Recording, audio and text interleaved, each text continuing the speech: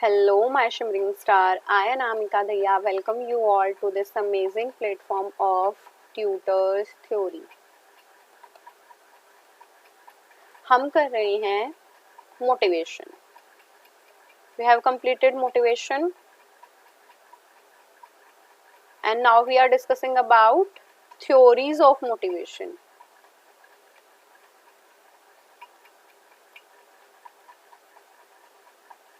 Theories of motivation.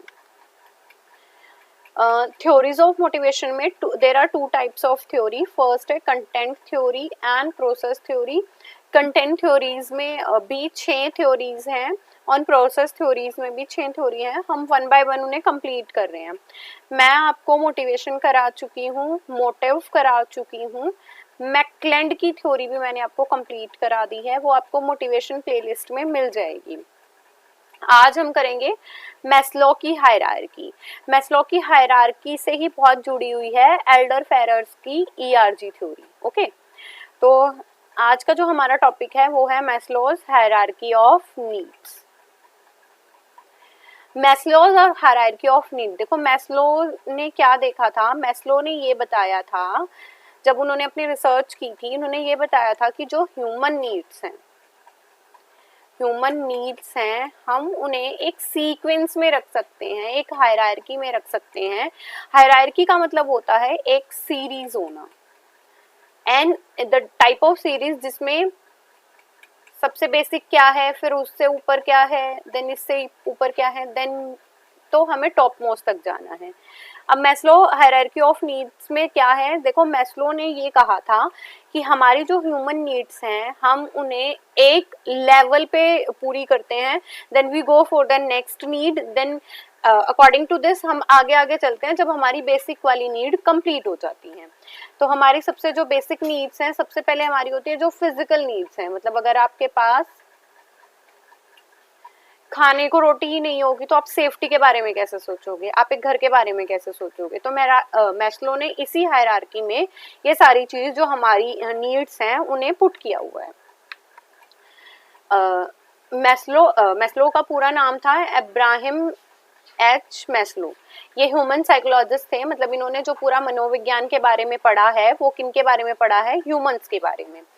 According to Maslow, our actions are motivated in order to achieve certain needs. मतलब हम जो भी कार्य कर रहे हैं, हम कोई भी प्रतिक्रिया कर रहे हैं, वो इसीलिए कर रहे हैं कि हमें अपनी लाइफ में होने वाली कुछ नीड्स को फुलफिल करना है. देन इसकी जो मैस्लो थे, इनकी जो हायरार्की की नीड्स थी, उन्हें fulfil basic needs before moving to other. Maslow की जो बेसिक नीड थी उनमें उन्होंने ये बताया था कि अगर आपको नेक्स्ट नीड के लेवल पे जाना है तो उसके लिए सबसे पहले आपको अपनी बेसिक नीड्स को फुलफिल करना होगा. Then people needed to satisfy their most important need first. जो उनकी सबसे ज्यादा जरूरी नीड्स हैं, जिनकी आवश्यकता उन्हें सबसे ज्यादा है, वो पहले वो नीड पूरी की जाएंगी. Then they can move to the next important need. जब वो नीड हमारी अचीव हो जाएंगी, देन इसके बाद हम नेक्स्ट नीड पे चले जाएंगे. ये सारी चीजें उन्होंने अपने एक पेपर था उसके अंदर, रिसर्च पेपर इन 1943 में बताई थी कि जो ह्यूमंस हैं उनकी जो पूरी लाइफ लॉन्ग है वो उनकी नीड्स पे डिपेंड करती है कि फर्स्ट ऑफ ऑल वो एक नीड पूरे करते हैं, then they go for the next, then next, then next, and then on the top most. इन्होंने अपनी पूरी हायरार्की को 5 लेवल्स में बांटा था. इसके बाद थ्योरी ऑफ ह्यूमन मोटिवेशन. मतलब ये जो उनका रिसर्च पेपर था उसका नाम था ये.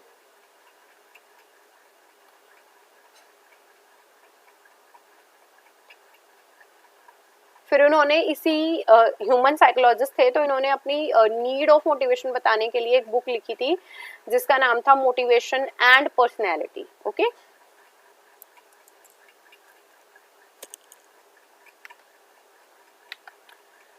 Yes, this is the needs. अब सबसे पहले क्या है, बेसिक नीड. बेसिक नीड मतलब जो फर्स्ट है हमारा जो फर्स्ट नीड है हमारी, उन्हें बोला गया है बेसिक नीड और फिजियोलॉजिकल नीड. फिजियोलॉजिकल या प्राथमिक नीड्स भी बोल सकते हो आप. ये है शारीरिक आवश्यकताएं. शारीरिक का मतलब है जैसे कि हमारे शरीर को जीवित रहने के लिए जिन चीजों की जरूरत पड़ती है उन्हें आप बेसिक फिजियोलॉजिकल नीड्स बोलते हो। जैसे सबसे पहले हमें खाना चाहिए, वी नीड फूड, तब हम किसी और चीज के बारे में देखेंगे, ठीक है। अगर मैं इंडिविजुअल एग्जांपल लूँ तो सबसे पहले आती है हमारी हंगर, हमें भूख लग रही है। अगर आपको भूख लग रही है तो आप, अगर आपको खाना ही ढंग से नहीं मिल रहा तो आप सोचोगे नहीं कि मुझे कुछ सेव करना है, सेफ्टी बनानी है मतलब किसी चीज के लिए, या आपको कोई मनी सेव करनी है, क्योंकि अगर आपका खाना ही आपको नहीं मिल रहा है तो वी नो कि आप उस लेवल पे पहुंचे ही नहीं हो कि जब आप सेव कर पाओ किसी चीजों को। देन इसके बाद है सेफ्टी एंड सिक्योरिटी नीड। अब जब आपको खाना मिल जाता है तो आप इतने एबल हो जाते हो, देखो फर्स्ट ऑफ ऑल हम खाना जुटाने की कोशिश कर रहे होते हैं। जब हम खाना जुटा पाते हैं तो हम अपने फ्यूचर के बारे में सोचने की कोशिश कर लग जाते हैं कि अगर आज हमें खाना मिल गया है तो कल हमें वो खाना कैसे मिलेगा, तो हम ना उसको संरक्षण करने लग जाते हैं। मतलब we are conserving that food, या फूड या इस सब चीजों पे लगेगा कि जब अगर हमारी प्रेजेंट नीड फुलफिल हो जाती है तो ये ह्यूमन नेचर है कि वो अपनी फ्यूचर के लिए भी कुछ चीजों को संजो के रखना चाहता है। देन आते हैं इसकी safety and security need. Safety and security का मतलब है अगर अब आपके पास इनफ फूड है, आपके पास इनफ अमाउंट है, तो आप सोचोगे ना कि मेरा वो अमाउंट सेफ रहे कहीं। तो स्टेबिलिटी ऑफ इनकम मतलब आप वो सोच रहे हैं कि उनके जो खाना जिस चीज से पूरा हुआ है वो इनकम बनी रहे। Then affiliation and belongingness and social need, यहाँ पे आप सोचते हो कि प्यार संबंध हमारे बने रहे, जैसे हमारे मम्मी पापा हमसे प्यार करते हैं तो वो संबंध हमारे बने रहे, समाज में आप लोगों से मिलजुल के रह सको, एफिलिएशन शो कर सको, अफेक्शन शो कर सको, ठीक है। देन इसके बाद आती है एस्टीम नीड। एस्टीम नीड का मतलब होता है कि आप अपना एक स्टेटस चाहते हो, मतलब you want respect from the society, ठीक है। एंड इसके बाद आती है सेल्फ एक्चुअलाइजेशन। सेल्फ एक्चुअलाइजेशन का मतलब है आपका जो बर्थ है किस चीज को करने के लिए हुआ है, उन चीजों का ध्यान रखना, ओके। तो सेल्फ एक्चुअलाइजेशन का मतलब है जब आपके पास खाना भी है, आपके पास अच्छी जॉब भी है, आपको पहनने के, आपके पास अच्छे कपड़े भी हैं, आपकी बिलोंगिंगनेस भी है, आपकी फैमिली आपसे प्यार करती है, आपके फ्रेंड्स आपसे प्यार करते हैं, आपका स्पाउस आपसे प्यार करते हैं। देन आप रिस्पेक्ट चाहते हो कि सोसाइटी में आप एक रिस्पेक्टफुल पोजीशन गेन कर जाओ। जब ये सारी चीजें हो जाती हैं तो बहुत कम 1% के अराउंड पर्सन होते हैं जो अपनी सेल्फ एक्चुअलाइजेशन तक पहुंचते हैं। जैसे आपने मदर टेरेसा का नाम सुना होगा, अब्राहम लिंकन का नाम सुना होगा। उन्होंने अपनी जब पूरी सारी नीड फुलफिल हो गई तो अपनी जिंदगी में पीस या स्पिरिचुअलाइजेशन पाने के लिए कुछ अदर एक्टिविटीज परफॉर्म की हैं जो उनके सेल्फ एक्चुअलाइजेशन की बात करती हैं। जबकि यही बात अगर तुम किसी आप किसी भी एज ए एम्प्लॉय वर्क कर रहे हो किसी कंपनी के साथ, किसी भी वर्क फील्ड में, आप एज अ टीचिंग में ही हो, तो सबसे पहले आपके पास बेसिक नीड होती है आपकी बेसिक सैलरी, कि हमें एक अच्छी सैलरी मिल जाए। फिर आप पेंशन प्लान सोचते हो, मतलब आप ये सोचते हो कि अगर मेरे पास आज सैलरी है तो अगर मैं फ्यूचर में एज्ड हो जाऊंगा या हो जाऊंगी तो मेरा कैसे काम चलेगा। Then cordial relation with the colleagues, आपके जिस भी वर्क प्लेस पे रहते हो आपके साथ अच्छे रिलेशन होने चाहिए आपके कलीग्स की। फिर आपके पास एक जॉब टाइटल हो, जॉब टाइटल का मतलब जैसे आप पीआरटी टीचर हो, टीजीटी टीचर हो, आप पीजीटी टीचर हो, आप एक असिस्टेंट प्रोफेसर हो या एसोसिएट प्रोफेसर हो या हेड ऑफ द डिपार्टमेंट हो, ऐसे आपके पास एक जॉब टाइटल होना चाहिए। देन अचीवमेंट ऑफ गोल, यहाँ पे आप क्या करने लग जाओगे, अगर आपको कोई चैलेंजिंग टास्क भी मिल जाएंगे तो आप उन चैलेंजिंग टास्क को परफॉर्म करने लग जाओगे उनके कंप्लीशन तक पहुंचाने के लिए। I think it is clear. अगर आपको ये चीजें समझ आ जाती हैं तो भी आपको कमेंट करके मुझे बताना है, it will like a feedback for me कि आप लोगों को समझ आ रहा है। और अगर आपको नहीं आता तो you have to put comment, मैं उसका रिप्लाई कर दूंगी। देन इसके बाद आती है अब हम वन बाय वन उनकी एक्सप्लेनेशन करेंगे। फर्स्ट नीड है हमारी फिजियोलॉजिकल नीड। फिजियोलॉजिकल नीड हमारी प्राथमिक व शारीरिक नीड्स होती हैं।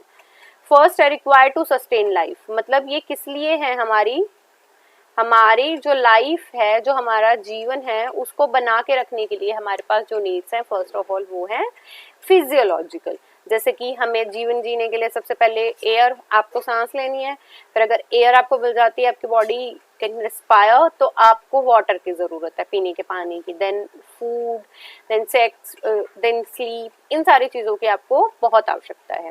देन एक वर्ड आता है होम्योस्टेसिस, इस पे क्वेश्चन भी काफ़ी आ जाते हैं, what do you mean by homeostasis. तो होम्योस्टेसिस क्या है कि जब भी एक ऑर्गेनिज्म किसी अपनी लाइफ को परफॉर्म कर रहा है, लाइफ एक्टिविटी को, तो उसके पास ना सर्वाइवल के दो ऑप्शन होते हैं, या तो वो सर्वाइव कर लेगा या उसकी डेथ हो जाएगी। यही है कि मान लो जैसे अगर हम किसी फॉरेस्ट की बात कर रहे हैं, तो फॉरेस्ट में कोई भी हार्बीवर है, वो ग्रास खा रहा है, ठीक है, फिर वहां पे लायन आ जाता है, तो लायन क्या करेगा, उसे खाएगा ही, ये उसे भी पता है। तो अगर वो हिरन है या कोई और है, तो वो भागने की कोशिश करेगा। भागने की कोशिश करने का मतलब है अगर वो वहां से भाग जाता है, अपने आप को सेफ कर लेता है, तो उसका सर्वाइवल हो जाएगा, और अगर सेफ नहीं करता तो उसकी क्या हो जाएगी, डेथ हो जाएगी। तो होम्योस्टेसिस का मतलब क्या है, एक प्रोसेस होता है जिसमें homeostasis is a process in which that organism have to maintain the stability of the life.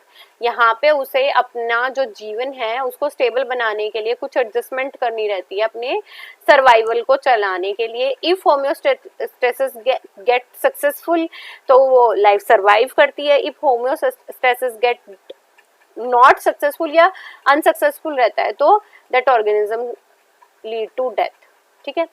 If unsuccessful, then it is a disaster or death, and if it is successful, then life continues, तो उसकी जीवन चलता रहता है। Then उसमें और क्या क्या है हमारी फिजियोलॉजिकल में, हमारी बेसिक नीड जो मैंने आपको बताई है, air, water, food, shelter, sleep, ये चीजें, रेस्ट, एक्टिविटी परफॉर्म करते रहना। आप जीवित हो तो आप एक्टिविटी भी परफॉर्म करते रहोगे। It not only included the human, but जितने एनिमल्स हैं वो भी अपने जीवन को चलाने के लिए कुछ ना कुछ डेली एक्टिविटी परफॉर्म करते रहते हैं।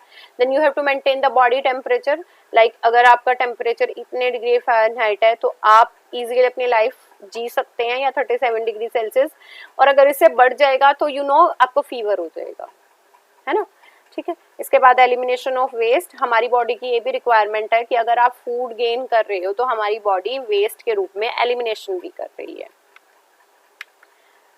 आई think you have clear the physiological need. Then our second need है सेफ्टी नीड। जब फिजियोलॉजिकल नीड आर मेट, जब आपकी फिजियोलॉजिकल जो शारीरिक आवश्यकताएं हैं वो पूर्ण हो जाती हैं, तो आपके सामने जो दूसरी नीड आती है वो आती है सेफ्टी नीड। मतलब अब आपको एक टाइप का डेंजर अराइज होने लग जाता है, यू गॉट थ्रेटन, कि अब हमारी जिंदगी में सेफ्टी क्या है। तो फर्स्ट है protection from the potential dangerous object और सिचुएशन। मतलब आपको अपनी जो लाइफ है, जो पहले सबसे पहले आपको अपनी बॉडी को सेफ रखना है बाहर की किसी फिजिकल इलनेस से, या बाहर का कोई भी ऐसा ऑब्जेक्ट जो आपकी बॉडी को हार्म कर सकता है, उससे आपको दूर रखना है खुद को। इसके अंदर आती है पर्सनल नीड इंक्लूडिंग इमोशन। ऐसे जरूरी नहीं आपको सिर्फ बॉडी को ही रखना है, आपको आपके इमोशंस को भी सेफ रखना है, हेल्थ और वेलबींग को रखना है, अपनी फाइनेंशियल सिक्योरिटी को रखना है। जैसे मैंने आपको एग्जांपल दिया कि अगर आपके पास एक अच्छी जॉब है, आपके पास एक अच्छी सैलरी है, तो आप ये सोचोगे कि मैं इसमें से कुछ पैसे बचा लूं फॉर योर फ्यूचर। देन आपको ये नीड खलेगी कि आपकी जो प्रॉपर्टी है उसकी सेफ्टी रखनी है, अगर नेचुरल डिजास्टर हो जाता है, क्लाइमेटीज हो जाती है, और अगर आप एक सेफ्टी नहीं रखोगे तो आपको कोई और उसे ले लेगा। Then law and order, law and order को मेंटेन रखना है, इससे भी आपकी सेफ्टी नीड फुलफिल होती रहेंगी। इसके बाद है our third belongingness and love need. It refers to the need to seek out other people to love and to be loved। मतलब हर एक इंडिविजुअल ये सोचता है कि उसे कोई प्यार करे और वो भी किसी से प्यार गेन करे। Then among these needs are friendship और फैमिली बॉन्ड्स। इसके अंदर फैमिली बॉन्ड्स भी हो जाते हैं, कुछ लोग हम अपने माता पिता से चाहते हैं, अपने भाई बहन से चाहते हैं, कुछ हमारे फ्रेंडशिप रिलेशंस होते हैं, या हमारे कुछ कलीग्स होते हैं जिनके साथ भी हमारे रिलेशन अच्छे होते हैं। And the relation with the love with the boyfriend girlfriend लगा लो, या स्पाउस लगा लो, हस्बैंड वाइफ लगा लो, इनके साथ भी ठीक है, अपने दोस्तों से, अपनी फैमिली मेंबर से प्यार चाहते हैं और उनसे प्यार हम भी देना चाहते हैं और उनसे भी हम अपना प्यार चाहते हैं। तो ये नीड्स होती हैं, जैसे फ्रेंडशिप की हो गई, फैमिली बॉन्ड्स की हो गई, हमारे कलीग्स के साथ हो गई, हमारे स्पाउसेस के साथ हो गया, जैसे बॉयफ्रेंड गर्लफ्रेंड में रिलेशन होते हैं, that's type of love we all want. Then need to feel a sense of acceptance, मतलब हम चाहते हैं कि सब हमें स्वीकार करें। मतलब जरूरी नहीं है कि आपकी गलत बातें भी स्वीकार करे, बट इसका मतलब है कि कोई आपको एक्सेप्टेंस देता हो। Then a small group, clubs, office team, मतलब हम सब चाहते हैं कि हमारे छोटे छोटे ग्रुप हों, वो फ्रेंड्स के हो सकते हैं, ऑफिशियल टीम्स हो सकती हैं, स्कूल और कॉलेजेस हो सकते हैं। देन आते हैं लार्ज ग्रुप्स, मतलब जैसे पॉलिटिकल पार्टीज हो गई, स्पोर्ट्स टीम हो गई, फेसबुक्स हो गए, जहाँ पे हम जुड़े होते हैं एक दूसरे के साथ। इसके बाद है, अगर देखो ये सारी चीजें हमने बात करी है, हम कैसा बिहेव करते हैं दूसरों के साथ, उसी से हम चाहते हैं कि हमारी ये नीड्स मेंटेन रहें। तो हमारे फादर, जो बिहेवियरिज्म के फादर हैं, वो है जेबी वॉटसन। देन इसके बाद आती है हमारी fourth, the esteem need, the sense of competence, मतलब हम चाहते हैं कि हमारी जो कॉम्पिटेंस है वो मास्टरी बनी रहे किसी चीज के ऊपर। एंड इसके बाद है सेल्फ एस्टीम और सेल्फ रिस्पेक्ट, मतलब यहाँ पे आप अपने बारे में सोचने लग जाते हो, तो आप अपनी सेल्फ रिस्पेक्ट बनाना चाहते हो। Then sense of contribution, to feel safe, valued in a profession और हॉबी, आप किसी भी अपनी जो भी पर्सनल हॉबीज हैं उनमें आप वैल्यू फाइंड करना चाहते हो या फिर सेल्फ कंट्रीब्यूशन चाहते हो। Then lower the respect of other, then need for the status, आप चाहते हो कि आपका जो स्टेटस है वो एक मेंटेन रहे, आपको कोई जाने समाज में, आपका भी फेम हो, प्रेस्टीज हो और अटेंशन गेन करो आप जहां भी जाओ। Then higher self respect, the need for the strength, जब आपकी सेल्फ रिस्पेक्ट हाई हो जाती है तो आप चाहते हो आपके पास कुछ स्ट्रेंथ हो, आपकी कॉम्पिटेंस मास्टरी हो। देन सेल्फ कॉन्फिडेंस हो, इंडिपेंडेंस एंड फ्रीडम, मतलब when you are talking about it self only, तो ये हमारी हो जाएंगी एस्टीम नीड। इसके बाद आती है सेल्फ एक्चुअलाइजेशन, ये हमारी फिफ्थ एंड लास्ट नीड है, and it is the on hierarchy, it is on the top most है ये। It is the highest need of Maslow's hierarchy, Maslow की हायरार्की की जो सबसे ऊपर वाली नीड है वो है हमारी self actualization. What a man can be he must be, मतलब जो आदमी बनना चाहता है वो बन सकता है। इंट्रिंसिक ग्रोथ होती है, इसको ना आपको किसी को मोटिवेट नहीं करना पड़ता कि आप ये काम करो, नहीं, इसके लिए आप खुद से मोटिवेटेड होते हो। जैसे मैंने मदर टेरेसा का एग्जांपल दिया कि उन्हें खुद से दूसरों की, समाज की वॉलंटियर के साथ सेवा करनी थी। Then growth and motivated rather than the deficiency of motivated, इसमें आप खुद से मोटिवेटेड रहते हो, आपको किसी को मोटिवेट नहीं करना पड़ता। Can not normally be rich until other लो, ये नीड तब तक आप पहुंच नहीं सकते जब तक आपकी नीचे की चारों नीड फुलफिल नहीं हो जाएगी। और बहुत कम चांसेस है, लगभग 1% से भी कम लोग इस सेल्फ एक्चुअलाइजेशन की नीड पे पहुंचते हैं। यहाँ पे एक्सेप्टेंस ऑफ फैक्ट, आपके सामने जैसा ट्रूथ है आपको एक्सेप्ट करना है, आपको स्पॉन्टेनियस फोकस रहना है, outside the self without prejudice. अब ये क्या होता है, acceptance of the fact, spontaneous focus on the problem, मतलब आप आउटसाइड की दुनिया को देखते हुए खुद में भी आप स्थापित रहोगे। जैसे बहुत सारे लोग स्पिरिचुअल वर्ल्ड की बात करते हैं, स्पिरिचुअल, तो ये चीजें भी हमारी सेल्फ एक्चुअलाइजेशन की नीड से ही ओरिएंटेड होती हैं। क्लियर? तो it is all about Maslow's hierarchy. I think आपको क्लियर हो गया होगा कि हमारी मैस्लो की हायरार्की में क्या है main. Are physiological, first is are physiological, और जो मैस्लो थे वो ह्यूमन साइकोलॉजिस्ट थे। फिजियोलॉजिकल नीड थी। इसके बाद सेफ्टी, सेफ्टी में आ जाएगा आपकी जॉब, आपकी सैलरी एंड आपका शेल्टर। देन इसके बाद एफिलिएशन, एफिलिएशन का मतलब बिलोंगिंगनेस, लव एंड अफेक्शन। इसके बाद esteem, self confidence, self respect, self esteem, these are the factor of esteem need. इसके बाद आता है self actualization, it is the top most need of the Maslow's hierarchy. इसमें 1% से कम लोग ही इस पे पहुंच पाते हैं। और जैसे कि स्पिरिचुअल वर्ल्ड के साथ जुड़ना या फिर अपना कोई ऐसा कार्य करना जिसको आप खुद के लिए चाहते हो, ये आपको खुद को खुशी देता है, वो हमारी सेल्फ एक्चुअलाइजेशन नीड होती है। And I also compare with the individual example, organizational. Individual में आपको hunger, stability of income, then friendship, इसके बाद status and then self fulfilment की तरफ जाते हो. And when you are in a job तो सबसे पहले आपकी बेसिक नीड होती है, then you go for the your future plans, then you want relations, इसके बाद जॉब टाइटल एंड इसके बाद अचीवमेंट. मतलब लास्ट सेल्फ एक्चुअलाइजेशन का मतलब है कि अगर आपको किसी कॉम्प्लेक्स सिचुएशन के अंदर भी रख दिया जाता है, you are that much capable to deal with that situation, तो वो आपकी सेल्फ एक्चुअलाइजेशन हो जाएगी. Clear? So it is all about Maslow's hierarchy. Keep going, keep growing and keep learning, my dear students.